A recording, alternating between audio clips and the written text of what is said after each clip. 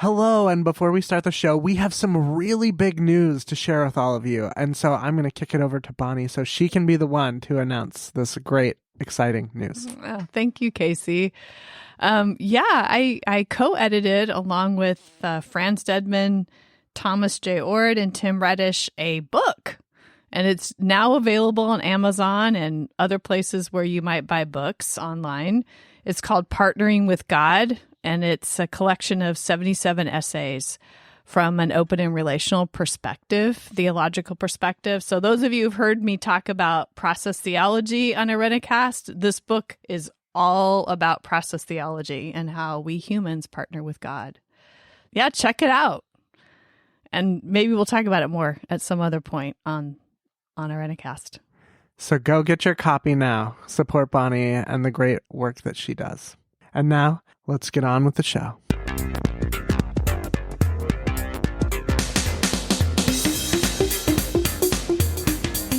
Hello, everyone, and welcome. We are Irencast, a group of folks leaning into our progressive Christian imagination. I'm Casey. This is Rajiv. I'm Jeff. And I'm Bonnie. On the first and third Tuesday of every month, we provoke conversation for shifting perspectives on theology and culture. Thank you for joining us. This week is our third part in a 6-part series on deconstruction and reconstruction. And so today we are going to be talking about sort of the aftermath of deconstruction. The dark night of the soul is sort of what we are going for here, which sounds really sort of gloomy and sad. And you want to sit in a corner and eat a candy bar. But no, I'm hoping that out of this conversation today, we might give you some food for thought around what it means to redeem your journey or to walk sort of through the dark night of the soul and what can happen after that. And for our segment today, we're going to be doing Totally Redeemed, where each of us will share something we loved, we hated, and then we loved again for new reasons. Thank you for being with us today. We're so glad that you are with us. So, Dark Nights of the Soul. I think it's one of the things that kind of, as we get into this, I know that based on our conversation, and we've kind of alluded to this before this point, but based on our conversation, we're kind of creating a little bit of a linear timeline in terms of how these things going, but we also want to acknowledge that our titles beyond the binary. So we ebb and flow through these things. Right. Throughout our lifetime. But there are moments in these ebbs and flows, depending upon where we are in our journey, where we do hit this moment of everything's lost. I'm gone. I don't know what's happening. I think that we're kind of addressing that moment or moments, depending upon, how we're kind of progressing through all of this. So I just wanted to make sure we made that explicit as we're kind of talking about this whole deconstruction, reconstruction journey thing. Yeah. Yeah, and I think it is important to remember that this isn't a one-size-fit-all experience. These things happen over and over again, hopefully. That's sort of the joy of our faith, that we have the ability to challenge, to wonder, to be transformed by it, and to be pissed about maybe some of the things we believed in the past. Right, and sometimes these things happen all at once. So, yeah, I'm glad you mentioned that, Jeff, because sometimes I think we do think we're, it could be interpreted that we're talking about stages in a process, and it's a process, but not necessarily stages that that they're delineated from the other. So, and that's what beyond the binary, I think that's what we're attempting to do, is to blur all those lines, and it's more like a big soup. Yeah. So we should rename it then. Beyond the soup. Beyond the soup. Yeah. Oh my gosh. a soup put in a blender. Right. It's hard to distinguish, right? The different parts. It does feel like it's happening all at once. So, when we're thinking about sort of the soup, Bonnie, what are we talking about here? And I think I've talked about my story a little bit on Irencast before about what I would call the dark night. In fact, I don't know. It's interesting that I just now said what I would call the dark night, because I don't think I've ever called it that, but I've had people around me, like my spiritual mentors, say, "Oh, that's the dark night of the soul," when I shared with them what I was going through. Yeah, it's just interesting to say, well, maybe I'm at a place now where I'm calling it that myself. And I think that's an important thing maybe too for people who are listening to think about, that you have your own language for your experience. And other people may have their language for your experience, but it's your language for your experience that matters. Finding those words when really the experience often feels completely ineffable. Like you can't define it in words. It's hard to do. It's hard to find words. The process of deconstruction for me was an unraveling process. It felt like once one thread was tugged, and for me that first thread was Jesus, basically. Jesus as the savior of the world and the savior of me personally. The atonement theology just didn't make sense to me. And once that thread was tugged, everything began to unravel, all of it. What I didn't know as these threads were being tugged, and it felt like it wasn't a choice, it was happening to me, that unraveling was so deeply connected to the very core of who I am as someone who was born into fourth generation, into a very fundamentalist Christian tradition, that as it unraveled to the place that was the very center of me. And it was tugging on all that I knew about myself. It felt like the deepest parts of me broke. And I think that's probably when I talk about it to, like I said, spiritual mentors, they're like, oh, that's the dark night of the soul. They're referring to St. John of the Cross, the mystic experience. And he has written a book about his experience, Dark Night of the Soul, which is really worth reading if for anybody who's interested. And that's exactly what it felt like. It felt like the very inner part of me, it broke, like it was fragile anyway. It was like an uncooked egg, and tap, tap, tap, the shell broke. When I look back on it, a metaphor that comes to mind is the metaphor of metamorphosis. The caterpillar who finds a place and waits and just is very still and quiet, covers itself in this shell, this chrysalis, to sort of keep it at least together during this transformational process. An external shell, which for me were my family, friends, people who didn't give up on me, who just kind of held me because I was breaking inside.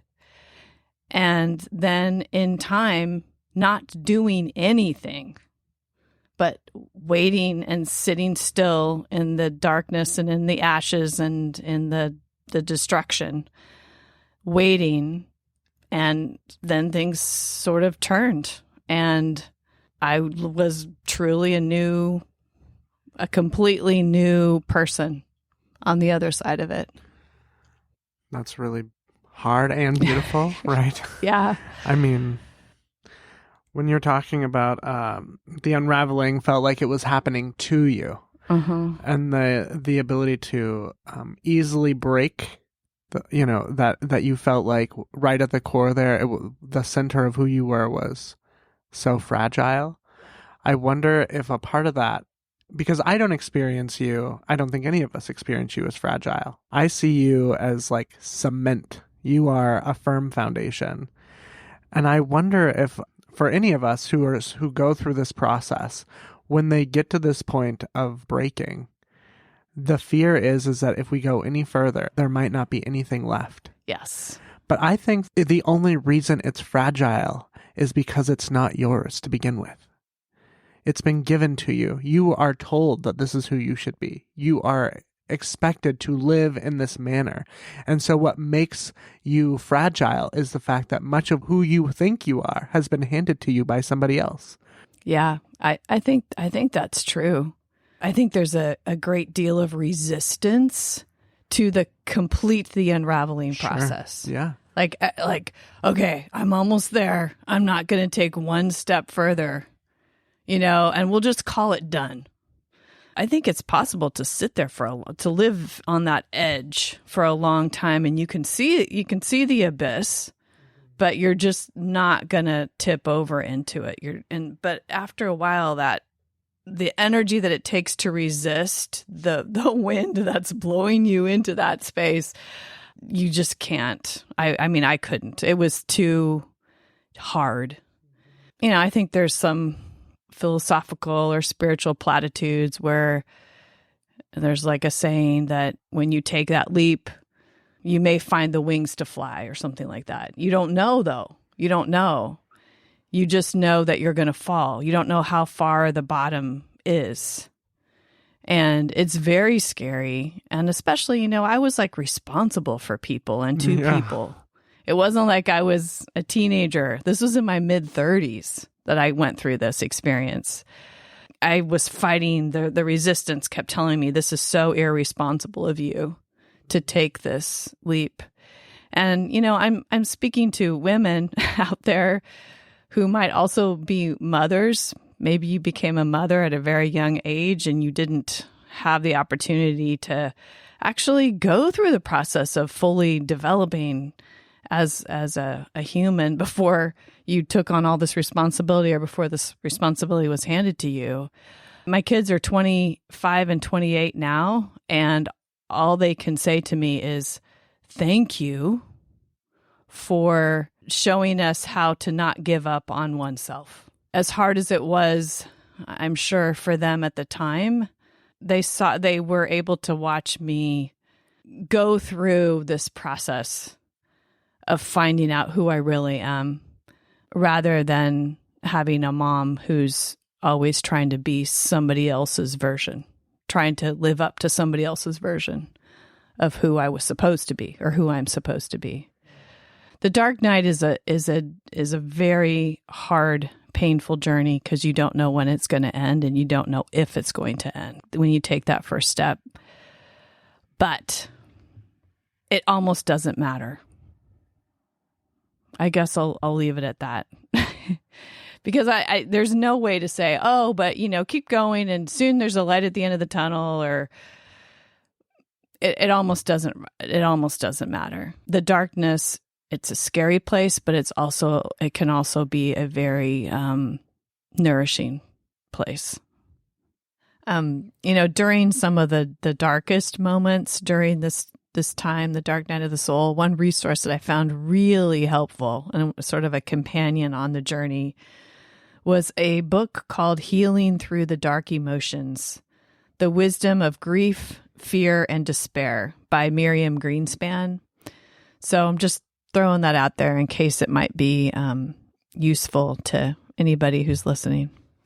Yeah, I think the part that you talked about, Bonnie, the not knowing if this is going to end, if this is it, like this is my life from here on out, but still not being able to avoid making the steps because the alternative is far more devastating than going into the unknown. It isn't really a choice. I mean, it kind of is, but it really isn't. You know what staying put is going to do to you. I mean, you felt it coming for a long time, and you don't know what's down that other path. I think that highlights the intensity of these journeys of those of us who have gone through the painful parts, and ventured into the dark night of the soul, is stepping into the unknown is more favorable and desirable than staying put. There's lots of stories and examples of how that manifests. I think for anybody who's truly embarks on a spiritual journey or is willing to embrace that, will come to these moments at least once. Sometimes it's more than once. And then I feel like sometimes now, having been through what maybe is a couple of iterations of this process, I almost look forward to the next unknown because it's not as scary now. And I don't, maybe that's foolishness, or or maybe that's just having just given oneself over to the adventure and the mystery that this journey is. Are we going on a treasure hunt? I mean, that's what it feels like, right? Nobody's sad that they ever went on the adventure of looking for treasure, even if you come up with nothing. But you're always transformed by the experience of the adventure, right? I mean, you use that word just now, Rajiv, adventure or experience or something. But for me, it's like, that's what it feels like. There is so much that going on an adventure costs and takes from you. And there are parts of you that you must leave behind along the way in order to move forward. But you're always transformed by the experience in ways that are profound, that are sometimes even unspeakable. Even if you come up short, even if you never find a treasure, the adventure was worth it. And I think that that's something that for any of us who are on this path or this journey, who live at the cusp of, do I unravel here? Do I allow myself to walk fully into this, even as it's happening and you cannot control it? I just want to lean into this idea and to remind listeners that even if you come up short, it does not change that you have experienced something sacred and holy, and you have received something out of it, a complete new identity for some of us, and know that you will never be the same. Yeah, I love the treasure hunt idea, but it's a treasure hunt with no map. Yeah. There's not even a piece of paper that maybe there's a secret map on it, where if you hold it to a certain light or squirt lemon juice on it or whatever, and you have no flipping idea what it is you're looking for, Sure. What the treasure is. But I think over and over, things that I experience and things that I've heard other people share is you go out on this treasure hunt, and all of a sudden, you're kind of plodding along, and these people emerge who are also on their own treasure hunt, and you share conversation. You're like, oh my God, there's so many of us out here, what feels like wandering on the surface, but it's this purposeful, driven wandering of discovery. And in those conversations, I think new kinships are formed, and you're affirmed that, okay, this was the right thing for me to do, even though it has been costly. And it's like some of those people you've known for a while, but you didn't know this about them. But most of them, in my experience, for me personally, most of them were new relationships that were formed, because I feel like spiritual wanderers can spot each other. Yeah, I like the treasure hunt metaphor. Is a good one. Thank you for that, Casey. I think, though, once you decide that you're going to take the leap, you're going to pull the last thread, and you don't know how long it is and what there is left to unravel, that it can be really tempting to leap and then find a ledge and hang there for a bit. So you're not free falling. And that's like a super normal response. And so sometimes we just sort of transfer our structure, our belief structure for another belief structure. And we do that right. We can be tempted to do that right away. What's the next thing for me to hang on to, since this is no longer available to me? If we stay there for a while, we might find that we need to let go of that too. And it can feel like, here I am again.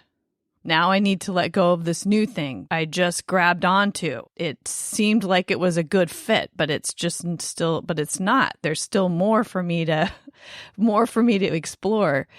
So I just want to, just all of it is part of the process. And we can be so cruel to ourselves on this journey. Why haven't we figured it out yet?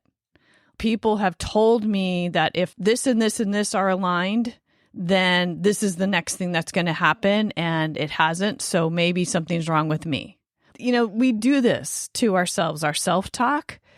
And I think the greatest gift for me personally, when I was pushed over into this free fall that I had no idea where it was going to end.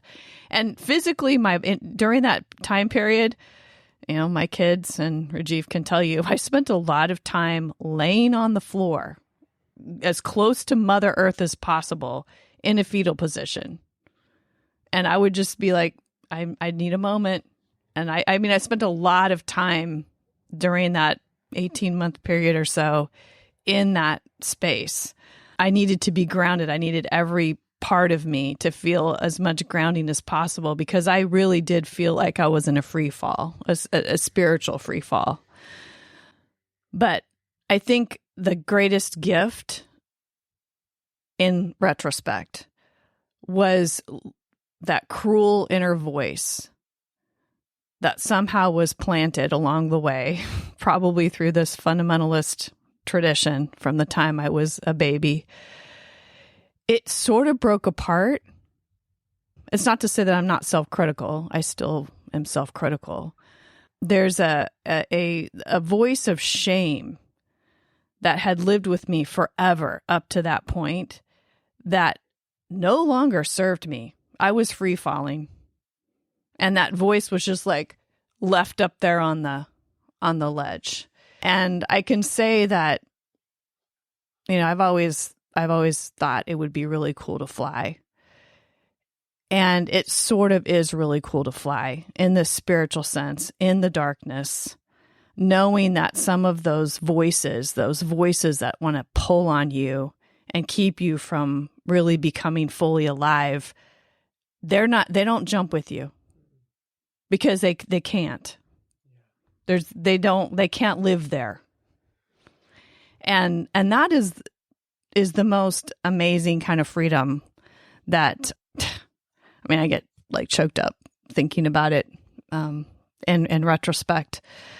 I don't know. I just thought I would share that, because I do think sometimes we can be really cruel to ourselves in this whole process of deconstructing, reconstructing, and what does it mean? And where are you? And I've done it up to this point. And, like all of that kind of talk. It's not really helpful. It's not helpful. I like that metaphor of flying, because really, like, what are we doing is we're learning a new way to move throughout the world. Yes. Where walking, running, we were reliant on some foundation, something to hold us. And of course, it's going to be disorienting when we're going to a new way to move through the world where there's nothing. It's all experience. It's all, feeling through. And I think maybe that's part of that journey, is that we're not just moving from one thing to rely on to another thing to rely on, but we're moving from having to rely on things to learning to experience things. Yes. And it's such a disorienting process. I think one of my favorite shows in the early 2000s was Smallville, and it was Superman in high school.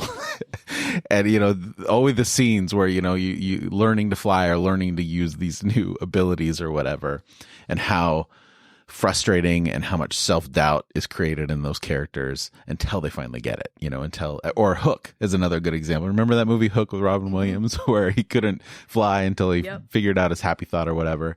And I think that those metaphors are great ones, like the treasure hunt and flying. I think they're very useful to kind of give us an idea of where things are going. But I also think there's a flip side to that, where I think they're great hindsight metaphors. And I think that there's a tendency to, especially coming from, a theology that's based off of the suffering of Christ, there's a tendency to like glorify and romanticize suffering, and then therefore belittle what people are going through in the moment because of what we know or we hope is going to come from that suffering. And I think that when we're talking about the dark night of the soul, it's also important to recognize that it's a dark night of the soul. Like, it sucks. Absolutely. And when you hit the ground and you can't get your flying maneuvers down or whatever, those are real moments of like dread of this is the end in a lot of ways.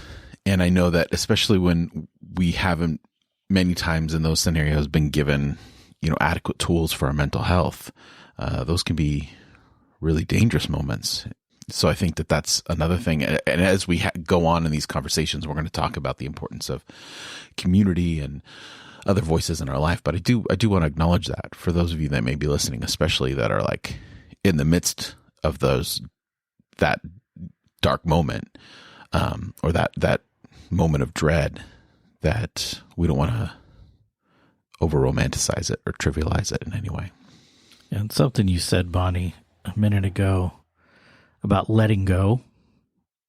It's like it's just a process of letting go, letting go, letting go. And in thinking about that, we do, in order to get to essence, there's so much to let go of.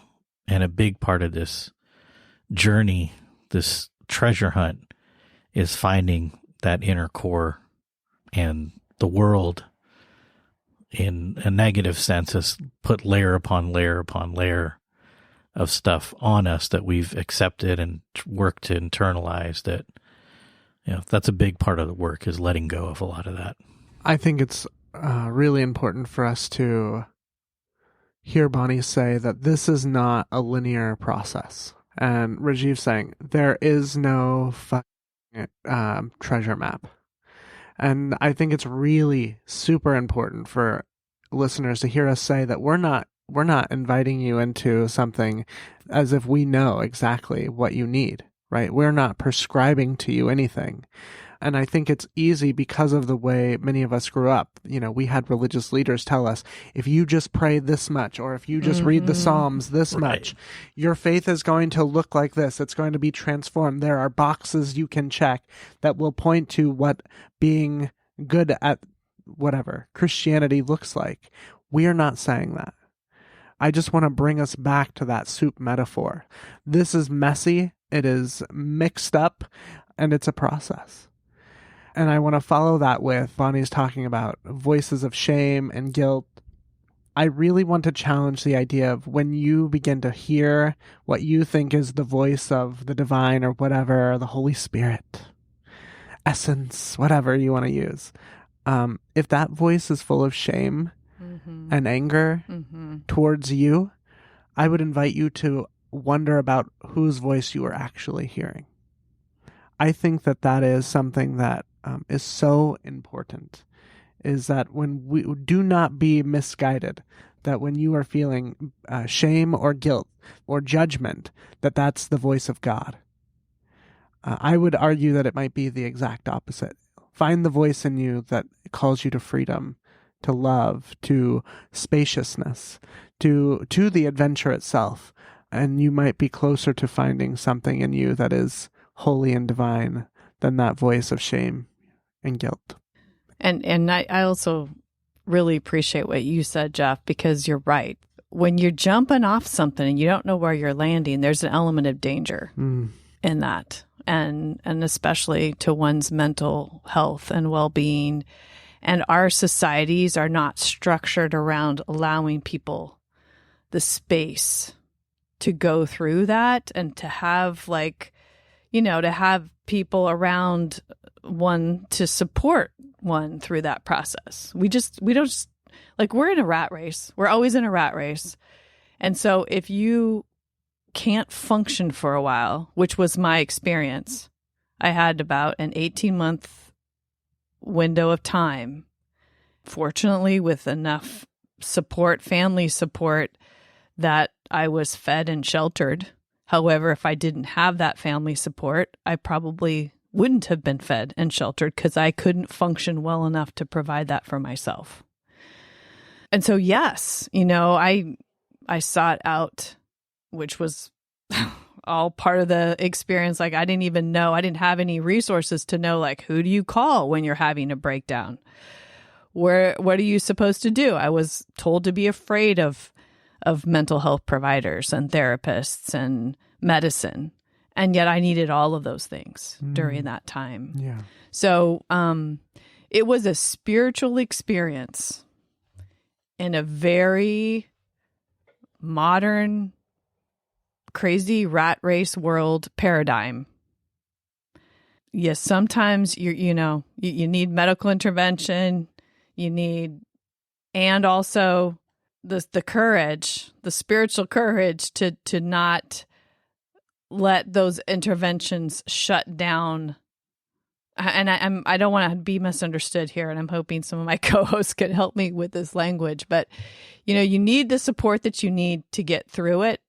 But also, I think that sometimes it can be, we could want to over intervene, which then prevents us from going through the whole process of the experience. That transition of what you're talking about, going from the set of rules to actually fully experiencing something, to experiencing life.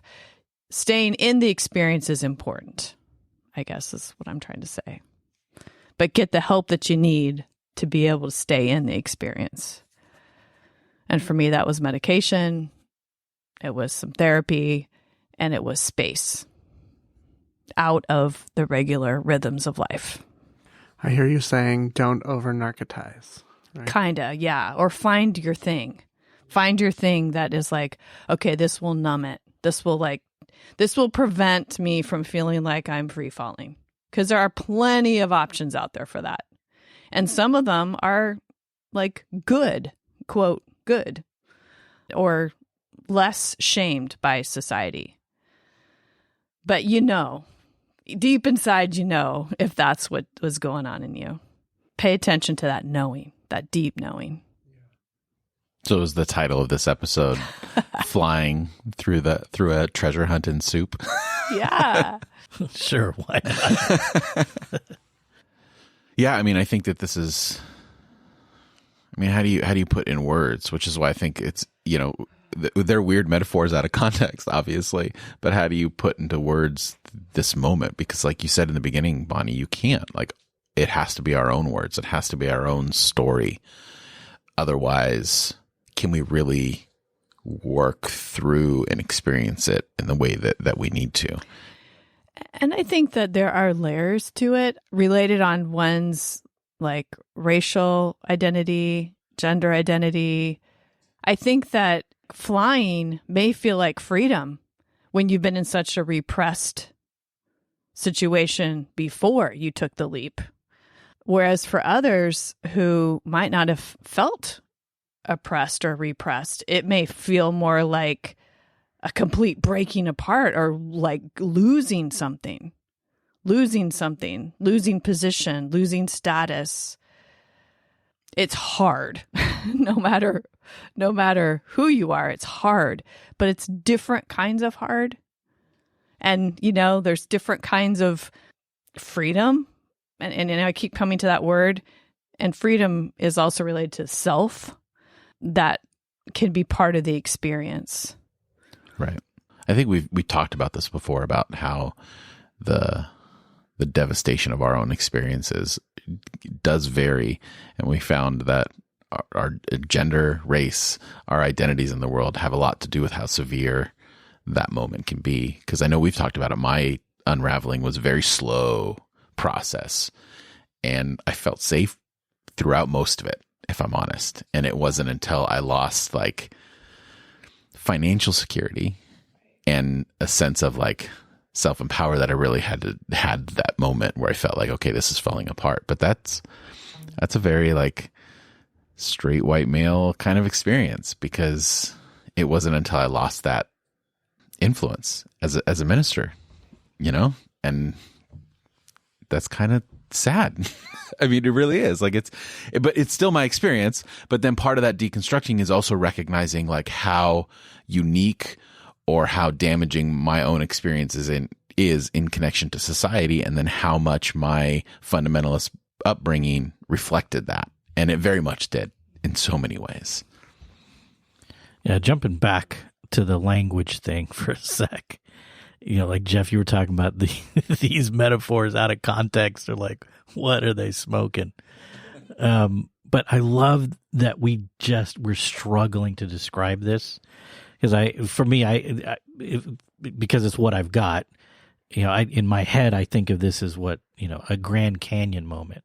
I've been to the Grand Canyon, I've been on the edge of it, and it's almost incomprehensible even when you're standing there. like the vastness. It's just, it doesn't seem real, and you're standing right there. And then to try to describe that to someone else who's never been there, there's no way. I mean, you can mumble and stumble and try to explain the Grand Canyon to somebody who's never been there. But to someone else who's been there, maybe on a different part, on a different day in a different season, it's like, yeah, my angle is a little different. My perspective's a little different, but I've been there too. It's really hard to talk about with somebody who hasn't been there too. And this is why I think I still actually like Jesus. Yeah, me too. Right? Because I think Jesus got that. Mm-hmm. And Jesus describes it as a gate, a door, whatever the hell, the treasure to be found, and understanding that if you're really going to get to this place, it's going to cost you your entire life. That you're going to actually have to sacrifice for this way of being in the world, that there is freedom. And we're not elevating suffering, but really there is something about saying, I'm going to lose my friends, I'm going to lose potentially my job, but there is going to be suffering in the freedom to be all of who I have been created to be, not just the self that was handed to me, the prescribed self that says, this is how my mode of operation in the world. Jesus knew something about that. And so that's why we get parables and metaphors that sometimes the disciples are like, what the hell are you talking about? Like, what are you smoking, Lord?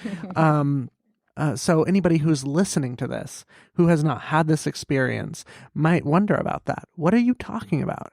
But I feel like we're in good company with Jesus, who says, look, if you do not know what I'm talking about, then you have missed the point of all of this in the first place. Do you remember like the rawness of your soul in that moment? And I think that that's often something, like I can remember feeling so raw and so close to tears all the time, and so close to explosive anger all the time, and so close to, wanting to like go in a corner and just like curl up, so just the rawness. That like real experience that you're talking about, Jeff, that like unfilteredness of the experience, and then kind of like in the moment thinking, I feel really alive. There's blood flowing through my whole body right now, not just little tiny parts that I've like reserved and kept safe from this community that am a part of, and I only show so much of myself, and I reserve other parts of myself and lock them away. I feel like those little reserved parts are like invading and occupying my entire body and my entire experience. And it feels a little bit like a rush, and also very tender and very scary. And I'm just wondering if raw is a word that you might use, or if there's another word like that, the intensity that sometimes comes along with this experience of the final unraveling, or the leap, or the treasure hunt, or whatever. Yeah, I remember it. I don't like it though. Yeah. Because it was, I don't regret it for 1 second, but it's tough, man. It's so hard to be in those spaces. I'm glad I went through it though, or I'm still in it. Just have gotten more used to it. I don't really think I had that visceral of a response or a moment. Probably for a variety of different reasons. Most of the time, I don't give myself the luxury to to do that. It feels like luxury. It's true. Yeah. Mm-hmm. I think vulnerability is the word that comes to me. Like, I felt so vulnerable. So you're always on the brink of tears. You're quick to anger, right? But there's a sense in you of like, I feel free and I feel sort of unstable, right? Yeah. Like it's this like, there is freedom here, and I feel like I'm just learning to walk. I know the way and I don't. So that's what I would say about that. Yeah, pregnancy might be another good metaphor as well. Because for me, it sort of felt like I was pregnant with myself. For those who may have carried a pregnancy and given birth, there's that experience of, that there's another living being that's dependent upon one's body for survival, and you're walking around, and as the being grows and moves, you feel like you are two separate beings in one body, eventually towards the end of pregnancy. And this experience was, I felt like I was really pregnant with myself. And then all the hormonal experience of pregnancy too, where you're sort of all over the place and emotionally also applies to this experience as well. Well, I mean, Casey brought up Jesus a second ago, and like Jesus said some weird stuff, like pregnant with myself. That's some weird Jesus stuff right there. You're like, there's something to it, but boy, is that weird. Our metaphors would have been a lot more fun if Jesus was a woman. Totally. Sure. No, I think that's brilliant, Bonnie. It really is. That's going to stick with me for a minute. Yeah. Giving birth to oneself but before you can give birth to oneself, you have to be pregnant with oneself. Right. And that's that takes some time. Making, honey. Some love making. And before that, the love making. Absolutely. All right. Well, with all of that, with the love making of self, being pregnant with oneself, sipping the soup, flying, and treasure hunting, we wrap this up. So let us know what you think. To add your voice to this particular conversation, comment on the show notes at irencast.com/185. In the show notes, you'll find relevant links and a complete list of all the ways to add your voice to this conversation. And if you haven't already, please consider joining our email list. Joining our email list is the best way to keep updated on all the things Irencast, including our next intersection session that will be taking place on Thursdays, February 3rd through March 10th at 7 p.m. Pacific time. We are so excited about that. We're getting ready to launch our first Irencast group cohort. I'm sure that's going to be amazing, and we'd love to have you in our next group. You can find a link to subscribe in the show notes at irencast.com/185. On the other side of the music, we will be kicking it back to things that we loved, we hated, and then we loved again. That's such a Enneagram 4 thing to say, to talk about all the things I love and then I hate and then I love again. I can even think of boyfriends, of my past. So stick around. Thanks for listening.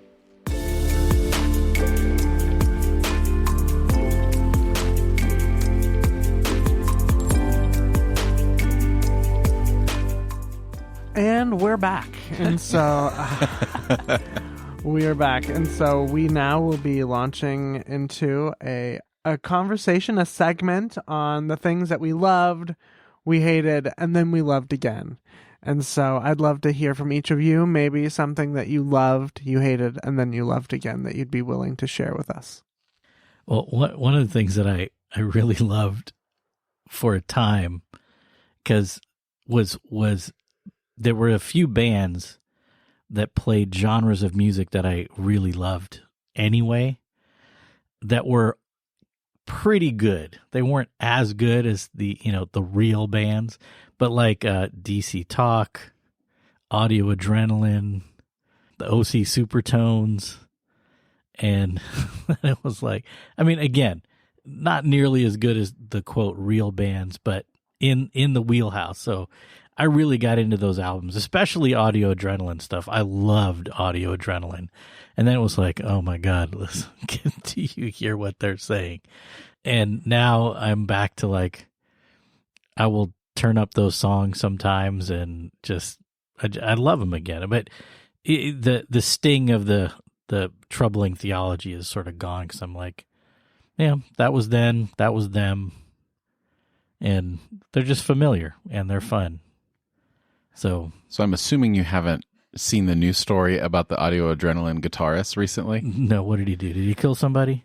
Well, You could argue that he is participating in activities that are killing people. Is he a Q person?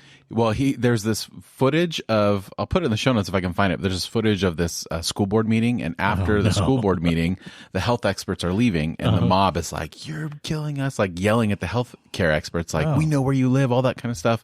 And one of the mob is the guitarist from Audio Adrenaline. Come on, well, there you go. So I guess this goes back to the hate him again. It's a love, soup. hate, It's love, a soup. hate.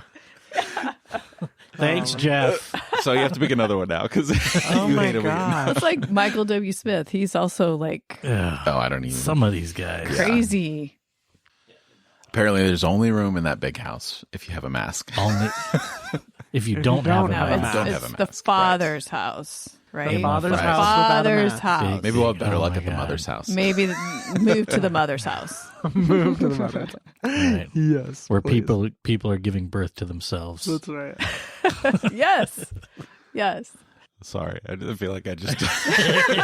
You rained on my parade. You might have to man. think of another one. No, I don't think No, so. I I think think that's that's fair. good. Well, let me throw in The just complexity. Yeah, the complexity. The complexity is real. of it. But this is sort of this is adjacent to this, but tangent is a great deconstructing almost reconstructing album for me was Bad Motor Finger by Soundgarden.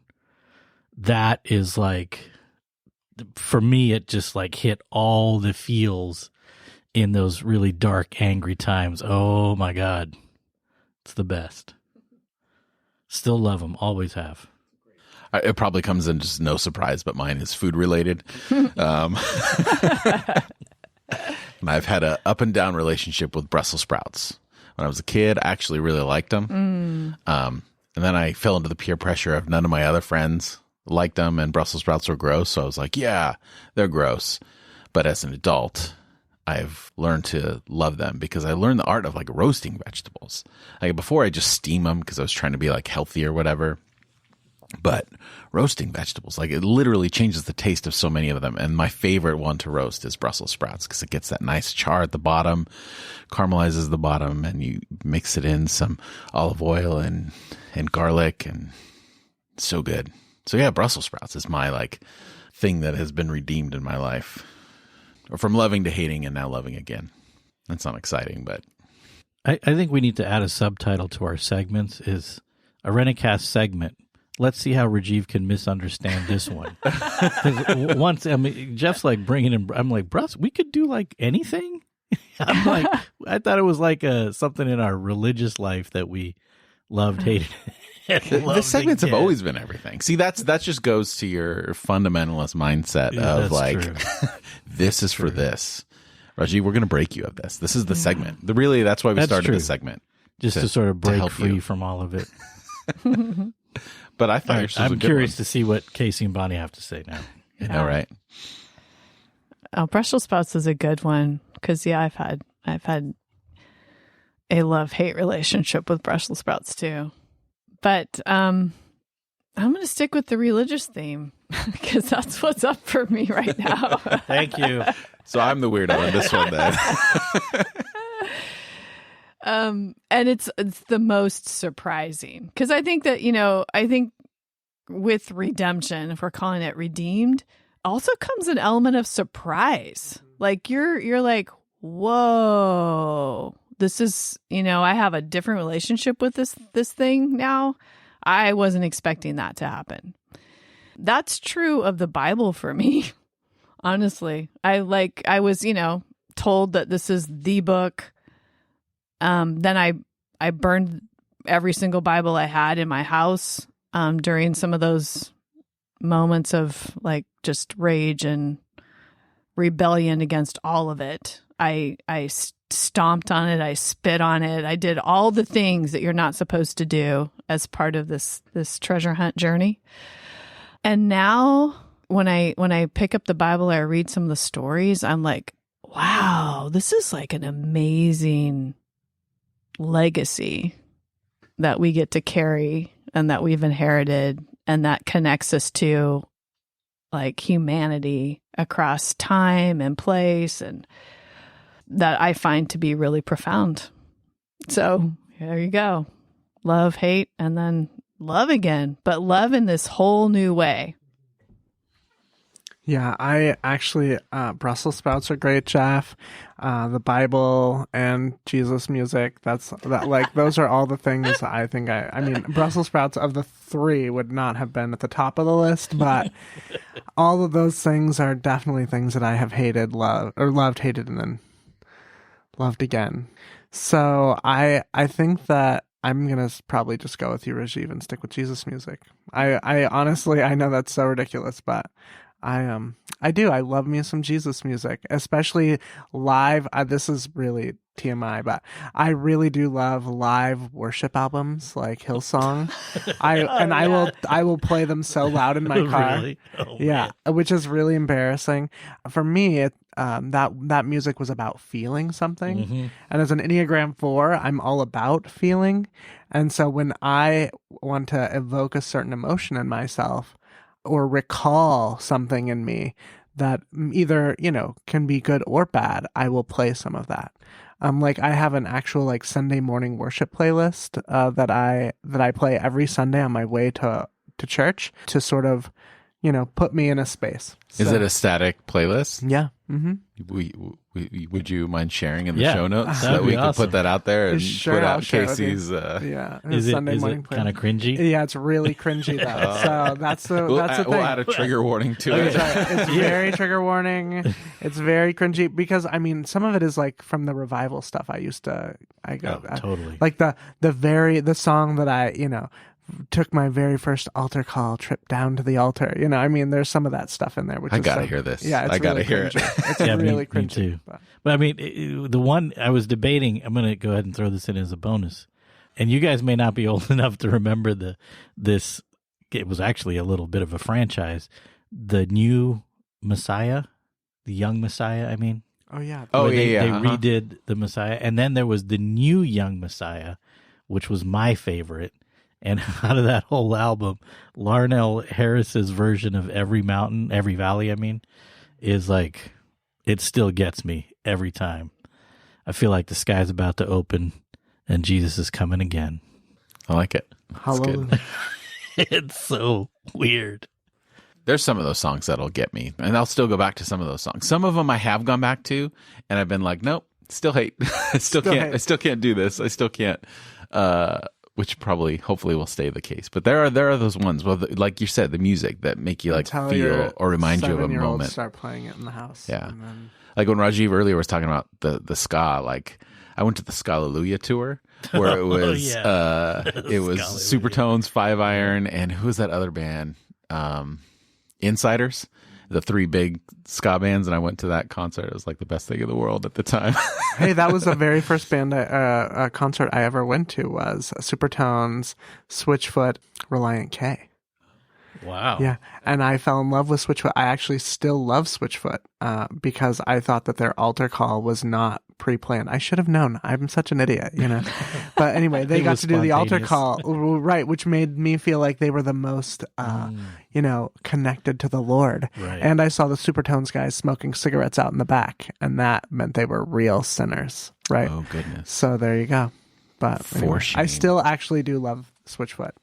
I don't. I mean, musically, the only reason is I went to a Third Day Switchfoot concert, and not Foreman, not the lead singer Foreman, but his brother, the guitarist, hit on my girlfriend, Wow. and who is my wife. Yeah. So I was a little like, "Hey, dude, come on."